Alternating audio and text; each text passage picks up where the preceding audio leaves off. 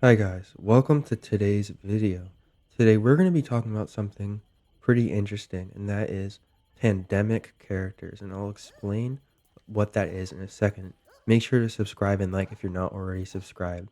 It takes 1 second, and it really helps out and will grow Garden for 2 as a whole by pushing out the video. Alright, so you're probably wondering, what the heck is a pandemic character? So, a pandemic character. So a lot of characters are kind of like diseases in a way. Like there's really popular ones. They've been around for a while, been around the street. People know that they're good. Like I think some that really are good examples are like Super Commando, Barbecue Corn, Hot Rod. You know, even like they're just very popular with the general public.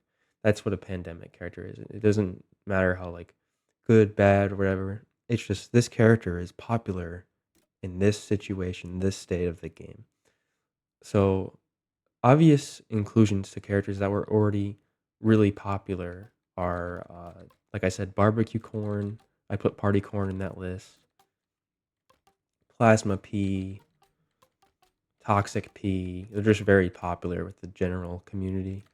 Stuffy flower, camo cactus, just characters like that. But there has been a new spread of characters that I really noticed in the past 6 or so months that have been appearing. Probably wondering, who are these characters? Well, I'm going to be talking about it in today's video. And I think there's a couple that really stick out to me. And by far the most blatant example, in my opinion, is Frost Rose. People really have noticed how good this character is. So the reason why Frost Rose is really good is because let's go back to another rose. So most of the other roses, they have one major issue. It's just at range they have a disadvantage because their projectile speed is very slow, as you could see. It's not accurate.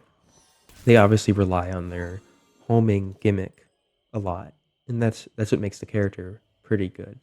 So yeah, like I said, slow projectile speed. Just they can only be played in one play style, really, just a mid range, and that's it. Otherwise, they're not very viable.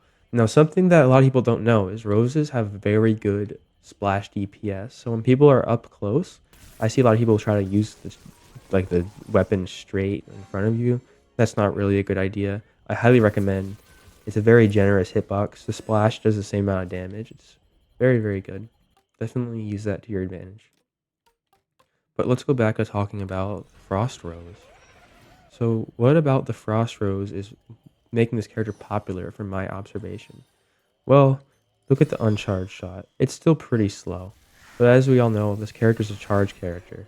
Those projectiles go flying. And they have a very good splash hitbox. And yes, they do freeze after a while. So something a lot of people don't know when playing this character is most people just use either the uncharged shots or they wait till the shot is fully charged. So you could tell when the shot is charged. If you look around the wand, it'll burst with light, like right there. As you could, I'll say when it's look now, and then now. So that's to show the levels of a charge. Of course, there's uncharged, and then there's the tier 2, and then the full charge is the tier 3, which does 50 damage and has a huge hitbox. So going back to what I was saying, this thing has really fast projectile speed, along with it not having to rely on the homing at all, meaning this character is playable at all ranges. And on top of that, you have the ice gimmick. So yeah, this character is crazy good, and people are realizing it. And I really notice a lot of people are playing this character. Another thing I think is pretty notable about this character is the upgrades. So something interesting about the upgrades. So as I was saying, the character doesn't really rely on homing. Now the character does have the homing upgrade, and it's good for the uncharged shots, but I don't really recommend running it. So upgrade customizability is super, super good for characters, and this character is very customizable. Of course, the ice upgrade is good. You could run health or I like running speed because roses are super duper fast, and the speed upgrade pairs well. If you don't know how the speed upgrade works, imagine you're going 5 over the speed limit. in real life in a car. That's kind of how speed upgrade is. So like a little speed boost, but it adds up after a while. And then of course you could run reload if you want. I personally don't. And then I don't really like running the regen upgrades, but it is good. You'd be in the back of the map. Like as I said, this character is playable at all ranges. You'd be in the back of the map, go into Lotus, heal, and if you don't know, you could press the cancel button. You could get out of it, and you could just go back to shooting people. But you'll get that health benefit that the Lotus gives you at first. So yeah, this character is really, really good from range. And a tip that, take one tip from this video, it's like I said with the first charge shots, definitely take advantage of them. Because as you could see, I could apply constant pressure, and this is all splash damage. It's just constant pressure doing 30 damage, and then of course it freezes after a while. Like, this character is nuts. So yeah, I could totally see why this character is popular in the meta, and on top of having the upgrades and the customizability. So yeah, this is definitely a character that is really becoming prevalent in the meta. Who is next? Well, it is actually one that has been making quite the impact, in my opinion, is Zen Cactus. So let's get the upgrades out of the way. This character has a really good reload because you have 2 reload upgrades, but you can switch out one for like a health upgrade if you'd like, or really anything. But I like running this, but sometimes I do switch one out for health upgrade because this character does have a very good reload to begin with, as you could see. So the character doesn't have much ammo, obviously. That's part of the gimmick. So the lower in the clip you are, the more damage you'll do. So this character does an absolutely disgusting amount of damage. Now the reason why this character is gross is because, as you could see, if I hit, so I wasn't paying attention just now, don't make fun of my aim. So as you could see, if I hit the headshot or the body shot, it does the same amount of damage. So accuracy with this character doesn't matter nearly as much as with the other cactuses. On top of that, meaning this character does a fantastic job dealing with mechs. So the camo cactus can struggle against mechs and the other cacti because it's harder to hit a critical shot. But as I said, you just get a shot with this character, you're doing the critical damage. So this character is amazing against mechs. All ranges too. Against other members of the cast, she's also very, very good. She's just really good from all ranges. In my opinion, she just kind of almost replaces camo cactus in every way. Has really good time to kill, especially when you get lower in the clip. The splash is not something I would go out of your way to use, but if someone's behind a corner, you could just finish them off. It's just like a little bonus thing, which is nice. It's not very big radius, but it is a nice thing to have. But I think people are definitely picking up on, and if you haven't picked up on it yet, now you know that the Zen Cactus is a very, very powerful character that you definitely should give a second chance. Very, very good. So you're probably thinking, what is the next character that is on this list? And I actually have the answer. And, characters that I notice people really like general, more casual players. I notice they like the vampire flower, stuffy flower. But I think people are picking up on a certain character, and that is the alien flower. This is the last plant we're going to be talking about. Let's talk about upgrades. So these upgrades are interesting. Some people don't like them. They add up little bits of like the radius and then of course how long they stay out. I run them. I find them little increase useful, but sometimes I'll switch out reload for speed or health. As I said with the roses, sunflowers, which are the same speed, with the speed upgrade, that extra little bit of miles per hour is very, very noticeable. It's very, very useful for the flower class as a whole. And then of course, that extra 10 health is just absolutely amazing. Health upgrade is broken. But let's talk a bit more about what particularly makes the alien flower unique in particular.